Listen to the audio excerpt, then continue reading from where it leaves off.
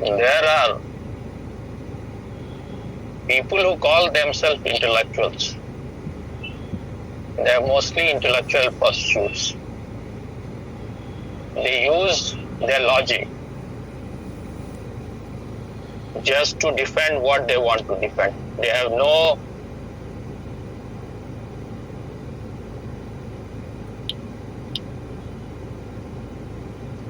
what do you call it? Integrity? No commitment towards truth. They have already concluded that whatever is their belief is the right thing. But intellectuals will be like that. You should not expect anything better from them. Because they are people who are very partial. They are not people who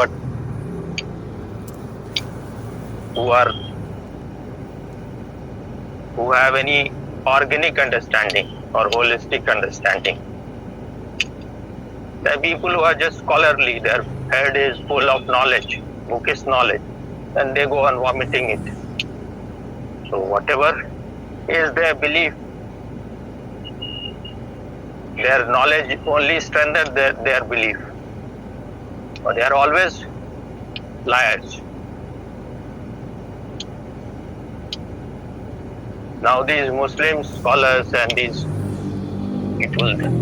those who are defending hijab in India.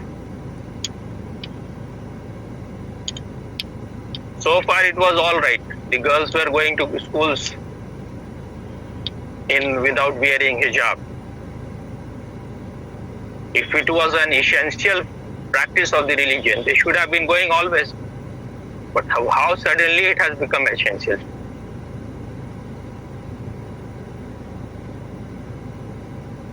And then they say that they have choice and all those things, whatever. When they are not able to prove it through Quran, then they say that it is choice, it is freedom. First thing, if they respect freedom, if they respect the equality of woman with man, then first thing that they should allow the women to go to their mosques. And no one is asking, why don't you allow the women to go to mosque first before you argue about anything else? How can they go? How can the schools allow if they have uniform? Then everyone will wear fancy dresses. And this is not what they are talking about is hijab. And what these girls are coming in school is in burqa, which is a very dangerous thing. Who is inside the burqa? How you will know?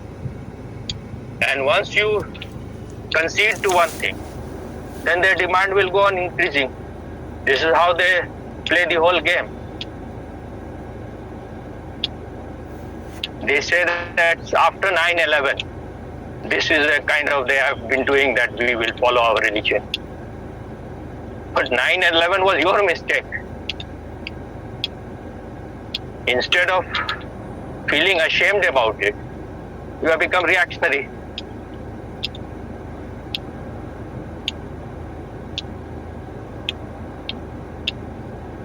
They are saying all of these women, and there are some channels who are just because they get money, then they would invite only those kind of people who will say things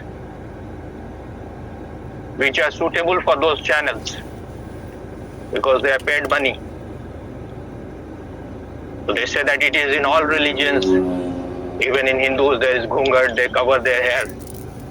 It's not part of Hindu religion, not at all. They may have started covering their head and ghungat and all those things, especially in states like Rajasthan, because of the Muslim invaders. Otherwise, if you see the ancient Indian, women were not even covering their whole breast because people were not sexually repressed. And now this Muslim so-called Islamic intellectual, he was saying that it is here is said that you cover it because it is sensuous. That means you are sexually too starved. Otherwise, hair is just a dead thing. Or if you are not sick, then a beautiful hair of a beautiful woman should make you feel that God has created something beautiful.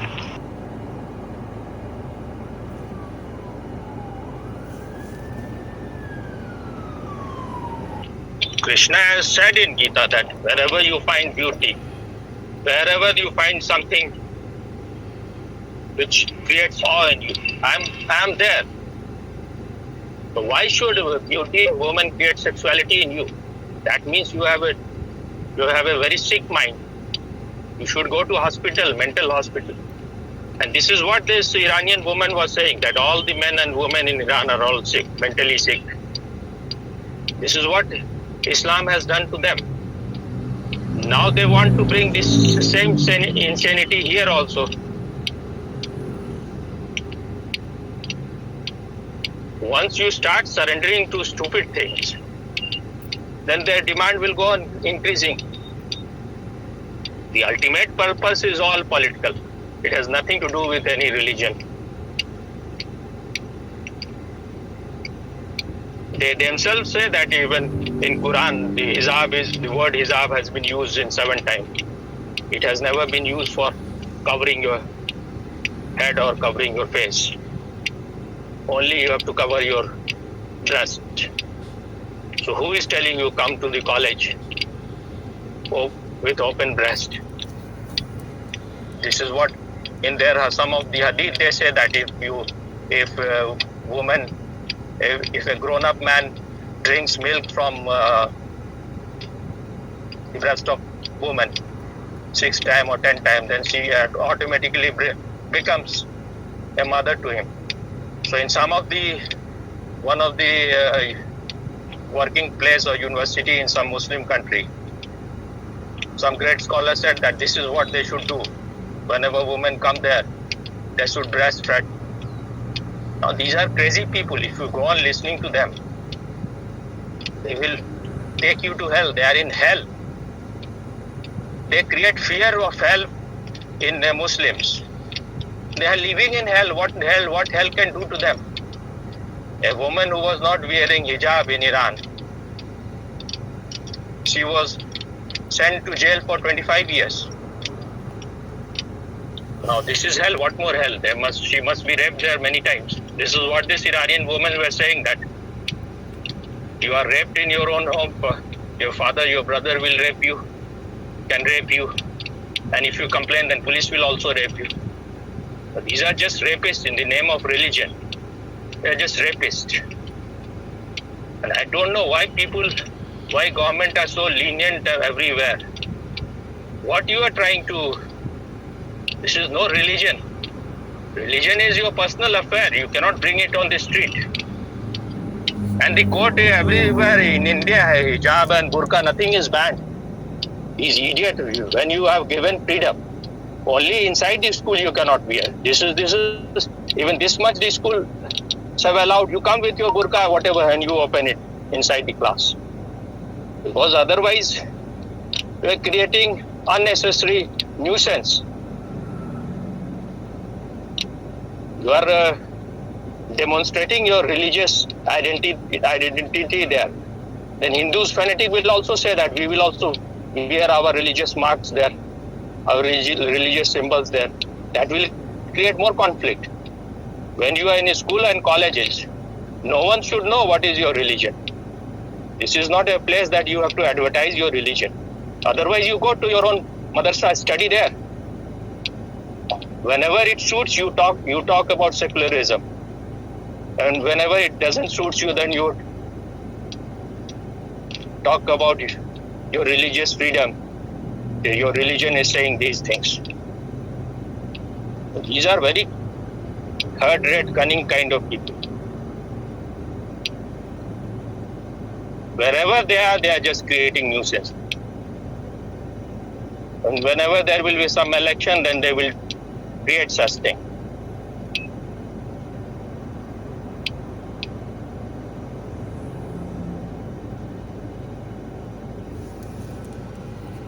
What is in the hair? Why it should be covered? Anyone should ask. It's a dead thing. What is so? If you are boiling with sexuality, anything can make you boil. This is what Bertrand Russell had said, that when he was young, and that time was Victorian age in England. So even seeing the toe of the woman, they will have erection. And he said now when he is old, he can see women almost naked in the beaches and nothing happens. So the more you hide, the more these things will happen. If these things were protecting women, then there should not have been any rape in Muslim countries. But all the rapes happen inside the family.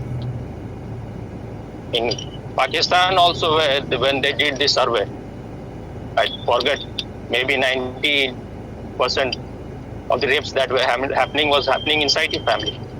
At least 80% definitely. And those women who are wearing it, crying because others are telling them to wear, or they are afraid, if they start doing it, then the same will happen in India also. What is happening in Iran will happen in India also in few years. If you don't wear it, you will go to jail for 25 years. So they are themselves becoming their own enemies. Now this man was saying that whatever dress you want, you can wear saffron dress, you can wear hijab, you can wear burqa, and you can have dance. If you are wearing hijab, burqa and dancing, you will look like a joker. Yes. You also go from tomorrow onward wearing burqa. Here nobody wears burqa lah, Swami. But they will force you after a few years. Ha. Once some real fanatic comes, immediately things can change. Yes, true, Swami. So wherever these things happens, no sane people should in any way support these things. Otherwise it will come to you, it will boomerang. This is what is happening to Trudeau. He was supporting these separatists in India, these Khalistanis, because he thought he will get their vote because there's so much Sikh in his own country. Now when the truckers came to Ottawa in protest, he ran away from his own home, such a coward. He could not remain there even for one day, he could not face. It is always easy to teach to others.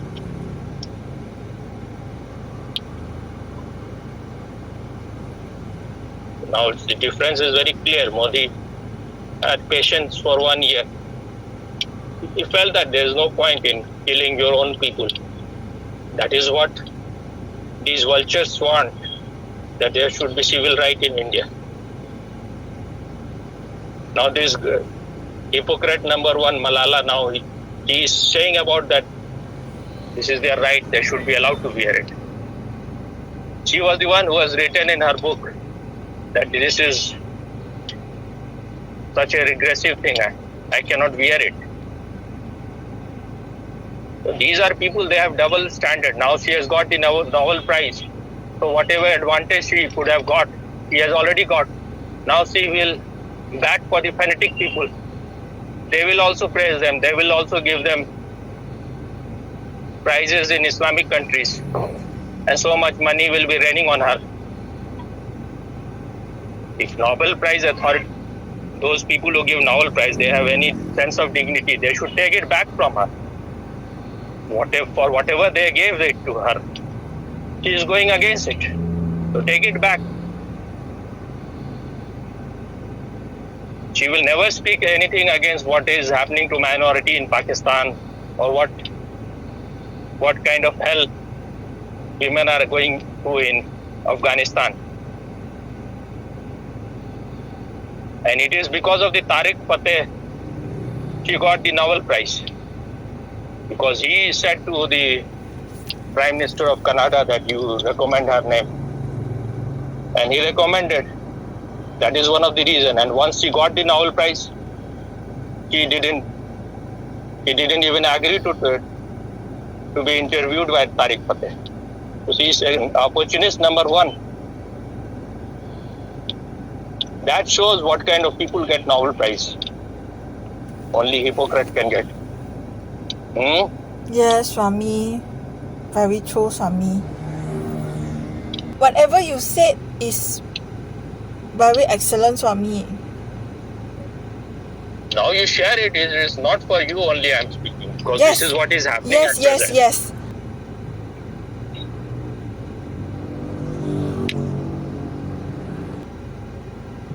Those people who are just supporting these things because they are given some dole, some crumb is thrown at them, and they are like dogs salivating for it. They don't understand. Later on, if you allow these things to happen, then your own children will suffer. Because if any country becomes Islamist, then it will become totally regressive. It will go back to Stone Age. Wherever you see in Islamic countries, there is some development. It's against Islam. Islam is not for any technology. Islam is not for modern sciences. Whatever goes against Quran has to be demolished. That's why they were burning libraries. Now these people, they are so hypocrite. Even Tariq Fateh says that the first ayat of Quran is Iqra, read. Now this is such a bullshit.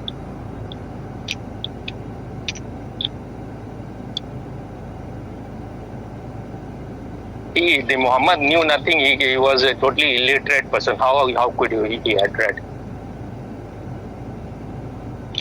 So it has no value at all. Even if it says that read whatever Allah is saying, what has it to do with modern education? Now they just try to fit things according to their own, whatever they want to say. Even if it is written read, then it is a read Quran, not read that you read modern sciences and all those things. But they are just dishonest people. Tariq Fateh says that it's different. Quran of Allah and Quran of Mullah, Islam of Allah and Islam of Mullah. It's not different. They are both same thing. Even it's the mullahs who are following the real Islam.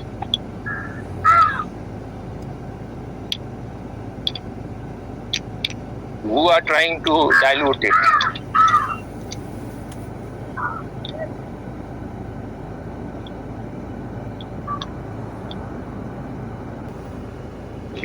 We have no commitment to truth. We believe in something, we want to be according to it. Whatever is good for your own growth in any scriptures, you take it. Otherwise, throw out all those things in the dustbin. What is the need to carry everything, whatever is written? Now I was listening to one Islamic scholar yesterday. He said that the Quran, which they say is the original one, which is of the time of Muhammad, about 600 AD, in that there is only somewhere near about 50 ayat. So how so many ayat has come? It means all those which has come 200 years later, they are all false. In those ayat there is nothing like fight. There is nothing like all these things. But I don't think that Quran can be without fight. Even if Muhammad had said something, there must be all those things which can create conflict. Even if it has only 50 ayats.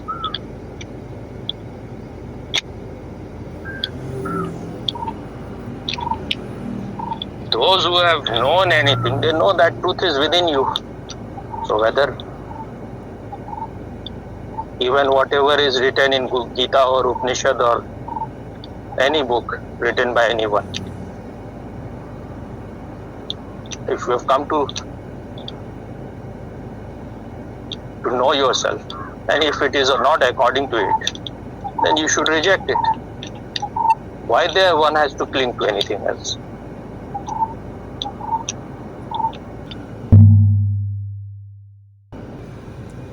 No, you say something. I've said it now. Before you go. Actually, I really like what you are saying today, and I have always liked what you are saying because you always speak the truth. And whatever you say, right, it's very, very difficult to find anyone saying it in such with such clarity and such truth, and it's like you shine the light, a very clear diagnosis on the disease of the society. Like, I think like the Malala, right? I think like when people say, oh, this woman has got Nobel Prize, right? Well, people will think, oh, well, she must be someone great. But after you told me whatever she has done, like what she said about the hijab and how she rejected interview with Tariq Fateh, right? She is not even equal to normal people. She's just not even third rate. She's 6th rate, 7th rate people. That is Tahir Gora was saying. He is also quite very honest kind of journalist. He said that whatever she did at that time, she went against these Talibanis who were telling them not to go to schools. She went in spite of them. But that whatever she did, it was kind of childish innocence. Now whatever she is doing is all just pollution. She is now totally polluted. So whatever she did at that time, any child can do if he has some courage. And when you give Nobel Prize for such thing, that means you want to use that person. Otherwise, why? There are so many people, they go on doing so much great thing their whole life. You don't give them even a damn. And you give Nobel Prize to a small girl. And her only achievement is just she went to school.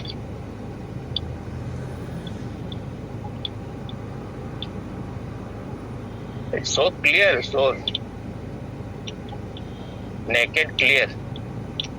You cannot give Nobel Prize to Sri Ravi Shankar or Ramdev or Jaggi Vasudev. Though I think the things are quite low for them. Because such stupid people have got Nobel Prize.